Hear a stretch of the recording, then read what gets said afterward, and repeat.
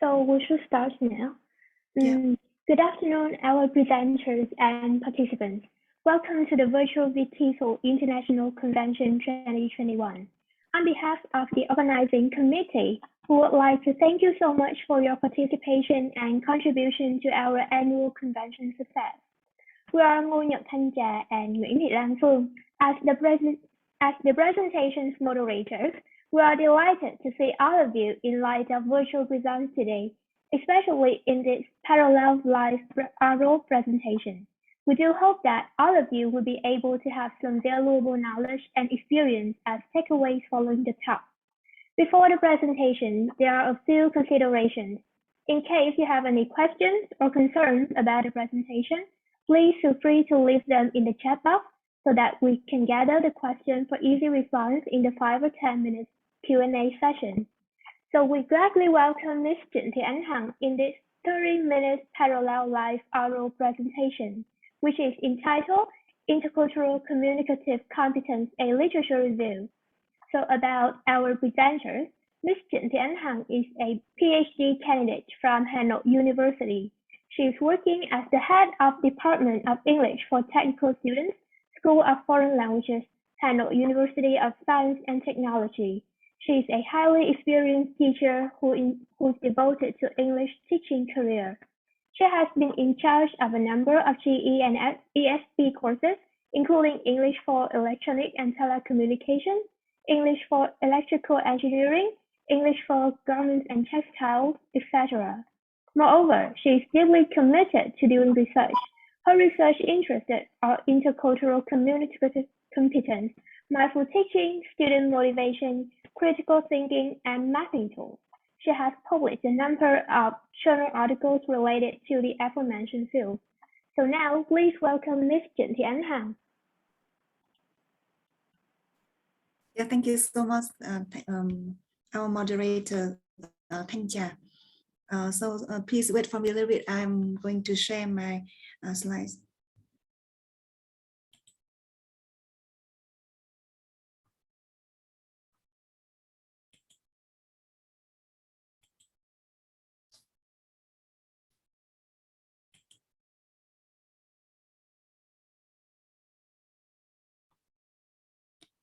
Can you see my slides clearly? I'm sorry, but I haven't seen it. I'm sorry. Can you try to share it again? Yeah, sorry, wait for me.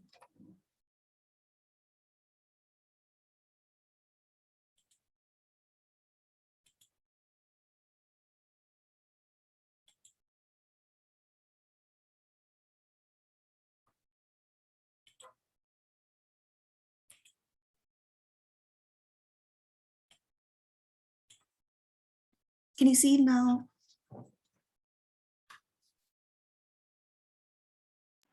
Yes. Oh, thank Please you. begin. Yeah.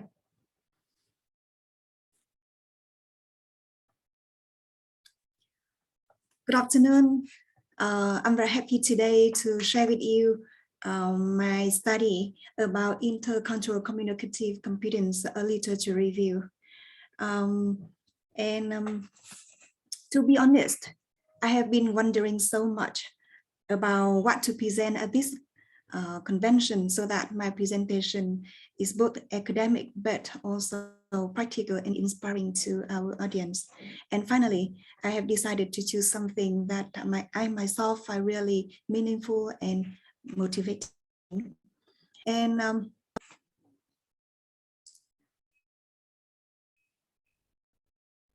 sorry. Oh, I'm sorry.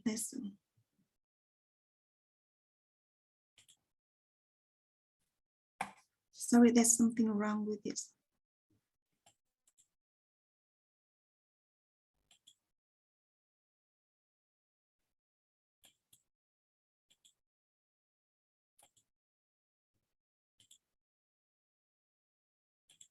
I'm sorry for.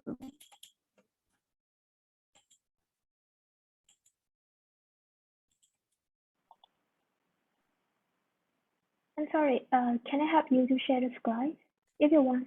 Yeah, I think that I can do it now. Okay. Maybe because there's a lot on the screen, so.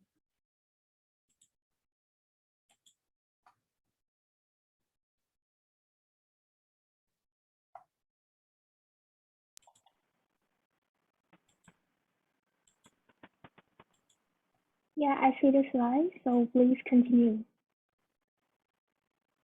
But have you seen the second one?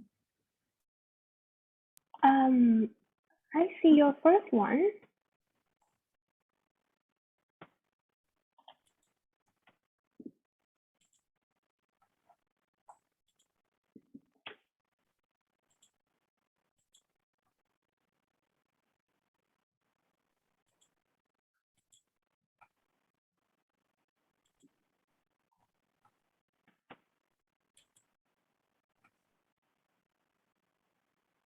Okay. Have you seen my main points now? Yeah, we see. Okay, so I think that, yes, so my presentation today will cover some main points, the introduction to the literature review on ICC, and some key terms, very important terms related to this field.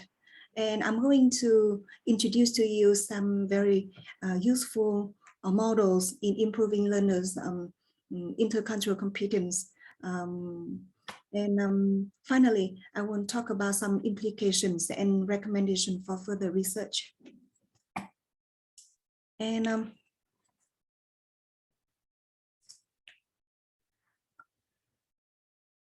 yeah, as we can see, while the globalization has influenced all the aspects of our life, including economy, technology, society, education, and so on. And that means many people nowadays interact with individuals from different cultures, and in both professional and personal life using English. That is why the number of speakers of English as a lingua franca has dramatically increased over the past decades, and even higher than number of first language English users. This fact has led to a need for the development of intercultural communicative competence. And as the Dierdorf 2017 claims that students must be prepared for changing local and global environments in both personal and professional life. And that is why teachers should improve learners' understanding of their cultures as well as their counterparts' cultures, to respect the differences among cultures, to actively and currently and confidently involve in different multicultural contexts. However, in ELT context in Vietnam, test-driven programs are still very popular. Learners are mainly prepared for different tests, of which the goal is to imitate native speakers' way of speaking English. Meanwhile, ICC has not been widely considered as one of the main purposes of ELT. That is why I believe that a presentation of this type is really necessary, which helps promote the recognition of the importance of ICC among teachers, educators, and other stakeholders. In order to go further into this topic, I think that it is important to get familiar to some key terms. And first, let's look at culture. So according to Bennett 2015, culture is defined as the shared values, beliefs, and behaviors that are created, repaired, and transformed in and through communication. And from this definition, we can see that culture is co-constructed and dynamic. So, yeah, so what is cultural competence? Biram 1997 claimed that ICC is the knowledge of others, knowledge of self, skill to interpret, relate, skill to discover and or to interact, valuing others' values, belief and behaviors, and relativizing oneself. And he also emphasizes the linguistic competence plays as a key role. And here you can see that IC has the three main components, that is the knowledge, skills, and attitude. And in the literature about IC and ICC, there are two, you can see that there are these are two words usually mentioned, and they are a little bit, they are almost the same, but there's some, there's a little difference. So Biram 1997 also provided a definition of ICC that state ICC is the ability to communicate appropriately and effectively in the foreign language with people from diverse culture and backgrounds. And while reading about ICC, I can recognize that the two keywords, appropriate and effective, appear in all ICC definitions. So I think that we should have a better understanding of these two key terms. So as you can see here, Park 1985 claims that if effectiveness refers to the ability to produce intended effects through interaction with the environment. And 5 years earlier, women and Blackland define appropriateness as the ability of an interactant to meet the basic contextual requirements of the situation.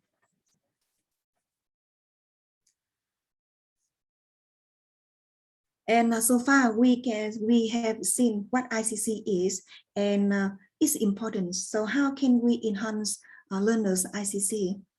So there are a number of suggested models. However, I'm most impressed by Diedoff 2006 parent model of intercultural competence. And let me show you why I really like this model. As a teacher, I think that this model is very clear to see the inputs and also the expected outcomes in the model. And as you can see on the screen, the inputs consist of three components. That is the attitude, the knowledge, and the skills. The first and the foremost element is not the knowledge, as many of us may think, but it is the attitude. So we may infer that if we have a suitable attitude, we can have more motivation to get more knowledge and train ourselves to get necessary skills. And in this model, first, the student learn to have better attitude, such as they can learn to respect others. They can be open to new ideas, and they should be curious to discover new things. So then it is believed that they have more motivation to get to know more about others' beliefs and values, and they may know that how their context, their culture affect the worldview and their behaviors.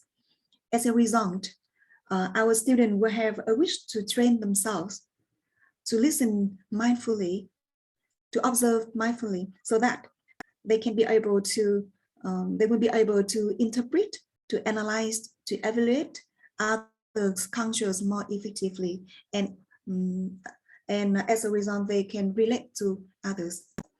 And also from this model, you can see that the output is like the output here. The outcome here is like an iceberg, and in this iceberg, the visible outcomes are effective and appropriate behaviors and communication. But the much more important part is like the underlying part of the iceberg here. That is it is the internal transformation. And among the outcome, the internal outcome, I think that the most important element is empathy. And the outcome here may not be seen clearly, may not be assessed easily. However, I think that it can be strongly felt. Yeah.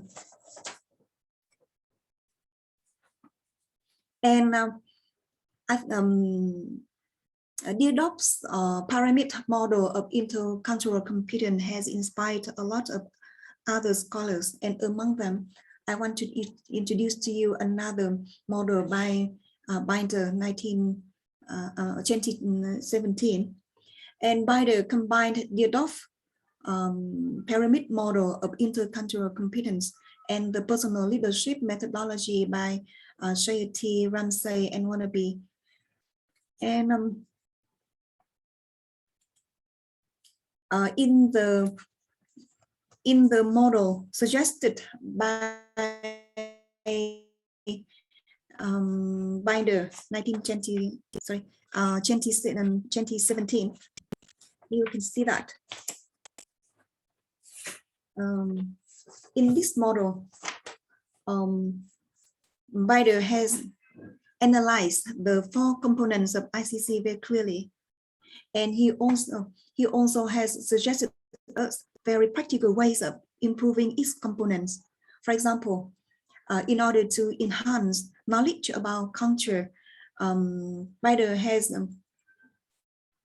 from this concept map, you can see that, for example, about the knowledge, we should look at the smaller components.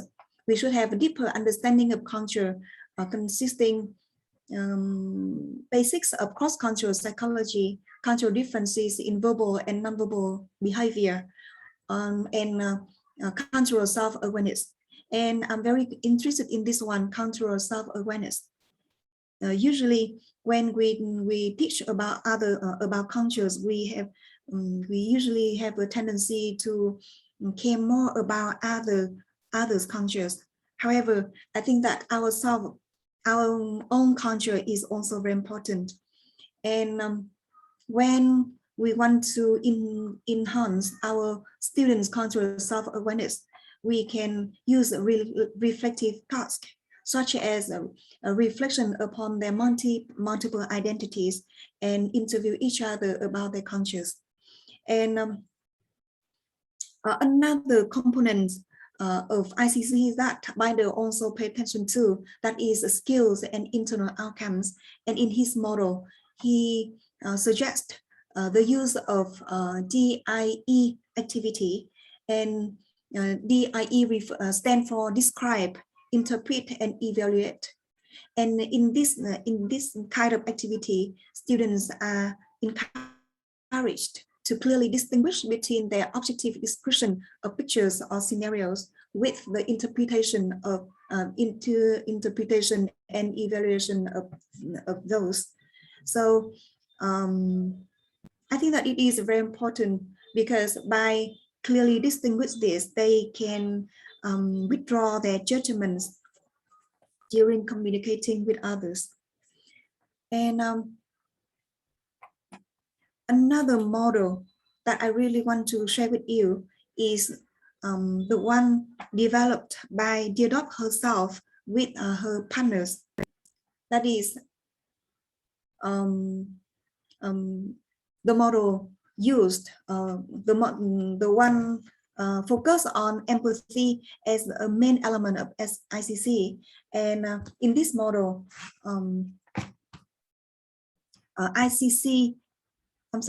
in this model, empathy is considered as a literacy which can be educated and assessed over stages. And now let's have a look at this model. And as I have just mentioned, in this one, in this model, empathy is not considered as the outcome of an ICC model, but in this case, it is used as a means to enhance students' ICC. And because it is considered, it can be developed at a higher education institution by focusing on empathetic literacy. So when we consider it as a literacy, we see that we can find a way to develop it, and it is not a natural born trait. And in this model, Dierdorf has clarified the stages over which a person can develop his or her empathy, and as a result, to increase ICC.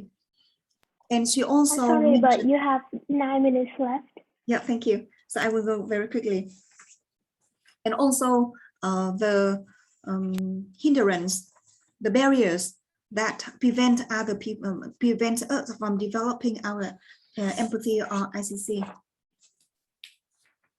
So I have just mentioned one of the most inspiring and useful, practical and useful ICC model to me, and I hope that we can have some implication from these models. So the first model that I want to share with you, I'm sorry, the first implications refer to pedagogical implications. So what can we learn for our own teaching from these models?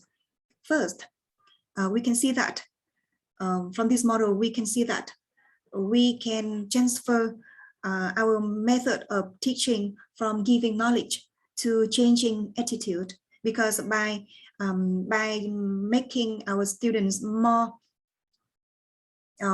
curious, more to new things, open to new ideas, so they have a tendency to develop, to gain more knowledge and to train their own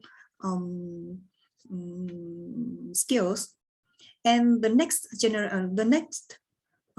implication is that we can use reflective tasks. In our language classrooms, it is not only a way for us to improve our students' linguistic competency, also we can improve their ICC. And the last one, we can see empathy as both outcome and means, outcome of ICC models, and also a means to improve ICC. And I can see that this empathy is a very nice word to me, because when we teach in language in this way, and when our students come to the class to learn and to improve their empathy, so we can have a generation that we can help to have a generation that cooperate with other people and have a more harmonious coexistence with other people from different cultures. And I think that we also have methodological implications. I mean that from this literature review, we can see that even if there are lots of ICC models, we can still find a way to devise new ICC model, focusing on some keywords in the existing ICC models, or by combining different different models. And for example, maybe in the future we can devise ICC model using mindfulness as a means to improve ICCs. And due to this limited time, I just can share with you some ideas about ICC, and I think that there are still a lot of things for us to get more into this field, and I would like to recommend others to have to seek more information about ICC as assessment. As I have mentioned in Dierdorf's model, ICC the outcome of ICC is both visible and invisible outcomes. So it is it is really challenging for us to assess learners ICC. So it is a very useful and useful and important field. And I'm sorry, but we just have 5 minutes left, so can we just jump to the Q&A session? Yeah, and the next two recommendations for further research can be about development of ICC model and emerging theme about ICC. Yeah, thank you so much for your listening, and I'm happy to answer your questions. Thanks a lot. Yeah, thanks for your great presentation. And now we're very happy to receive any questions from the audience. So please just put a question in the chat box. So we have one question here. I'm gonna read it for you. What do you think about behavioral levels? You have just mentioned of cognitive and affective levels. Yeah. Sorry. I think that it is important for educators to pay attention to behavior level as well, because by observing others' behavior, we can interpret their underlying values and beliefs, so we can get better understanding about them, and we can also adjust our communication method to have to interact with others more effective and appropriately. Yeah. Yes. Yeah. So we have 3 minutes. Do we have any other questions? Yeah, I'm going to. Yeah. Yeah. Yeah, so it seems like that is due to the limited time that we cannot include all of the questions in the Q&A session. So please, the audience, if you have any questions, just email the presenters directly, and I know that she's very welcome to answer for you. Yeah, thank you. Yeah. So yeah, now we can have a neutral picture. So the audience, if you can open the camera, can we have a picture?